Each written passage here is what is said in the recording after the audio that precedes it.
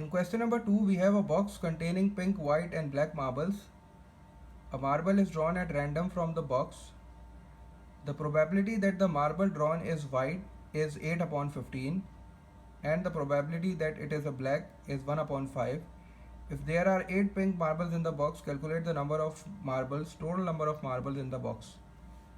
Total number of marbles in the box हमें find out करना है.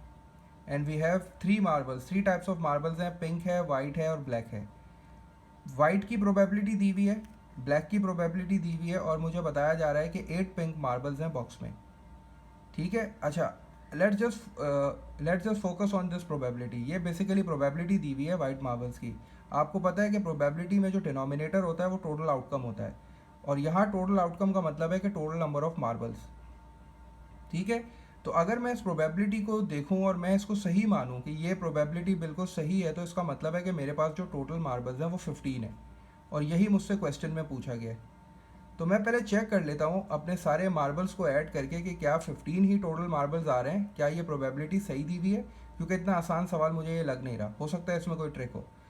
फॉर दैट मैंने क्या किया कि मैंने ये देखा कि यहाँ 15 है और यहाँ 5 है.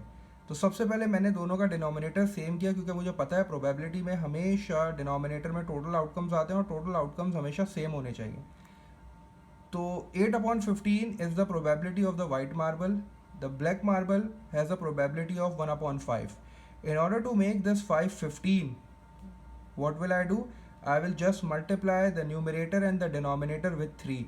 5 को 15 बनाने के लिए मैंने इसको भी 3 से मल्टीप्लाई करा दिया और इसको भी 3 से मल्टीप्लाई करा दिया. तो ब्लैक की प्रोबेबिलिटी कितनी हो गई? 3 upon 15.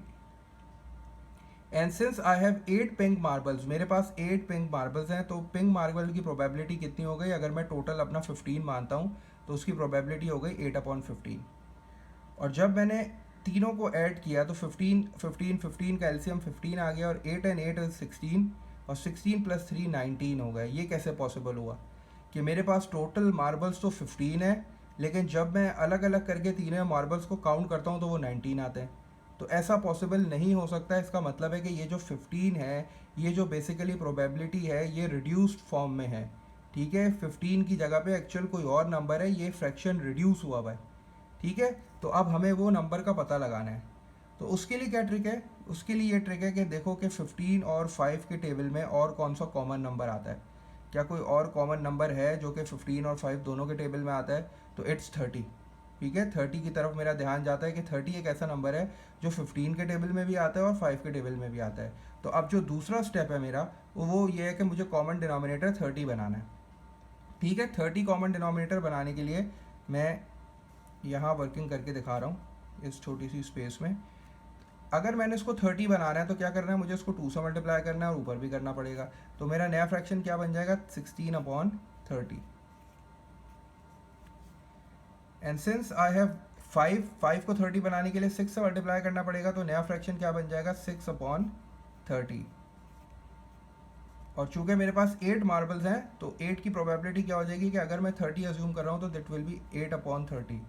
अब मैं दोबारा ऐड करके चेक करता हूँ कि क्या मेरी प्रोबेबिलिटी और मेरे जो टोटल नंबर्स ऑफ मार्बल्स हैं वो सही आ रहे हैं. तो 16 + 6 कितना हो गया? 22, and 22 + 8 will be equals to 30. तो ये 30 upon 30 आ रहा है, जो कि बिल्कुल एग्जैक्टली सही है, क्योंकि मेरे टोटल मार्बल्स 30 हैं, और जब मैं तीनों को इंडिविजुअली ऐड कर रहा हूँ तो मेरा आंसर भी 30 ही आ रहा है. इसका मतलब है कि द टोटल मार्बल्स इज़ 30, जो कि मैंने आइडेंटिफाई कर लिया. किस तरह? मैंने हिट एंड ट्रायल, मतलब एक ट्रायल मेथड लिया. सबसे पहले मैंने ये देखा कि ये प्रोबेबिलिटी जो मुझे बता रही है, अगर ये प्रोबेबिलिटी बिल्कुल सही है तो इसका मतलब है कि we have 15 marbles in total. ठीक है. लेकिन पहले मैं चेक कर लूँ अपना आंसर लिखने से पहले कि क्या 15 मार्बल्स ही हैं. तो जब मैंने चेक किया तो चेक करने का तरीका ये है कि I have to make the denominator common. Denominator को मुझे कॉमन बनाने के लिए I have to multiply it with 3 से न्यूमिनेटर और डिनोमिनेटर दोनों को मल्टीप्लाई किया तो 3 upon 5 आ गया. और 8 पिंक मार्बल्स हैं तो 8 upon 15 हो गया. जब मैंने ऐड किया तो मेरा जो रिजल्ट आ रहा था वो एक्सेप्टेबल नहीं था. ठीक है. क्योंकि टोटल मार्बल्स 15 है और जब मैं सबको इंडिविजुअली काउंट कर रहा हूँ तो 19 आ रहे हैं. ऐसा हो नहीं सकता.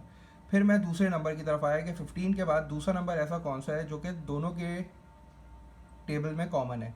तो 30 एक ऐसा नंबर है जो 15 के टेबल में भी आता है और 5 के टेबल में भी आता है। तो मैंने 30 से स्टार्ट किया। जब मैंने 30 से स्टार्ट किया तो मैंने ये देखा कि मेरे इंडिविजुअल मार्बल्स का सम भी 30 आ रहा था और टोटल मार्बल्स का सम भी 30 आ रहा था। तो इसीलिए मेरा जो आंसर हो गया वो 30 हो गया। अगर 30 से भी बात नहीं बनती तो फिर मैं नेक्स्ट नंबर पे जाता, मैं नेक्स्ट नंबर ऐसा तलाश करता जो दोनों टेबल्स में आता है, फिर मैं उसको ट्राई करता। सिंस 30 ने सेटिस्फाई कर दिया सिचुएशन को, तो so my final answer is 30। We have total number of marbles in the box equals to 30 marbles.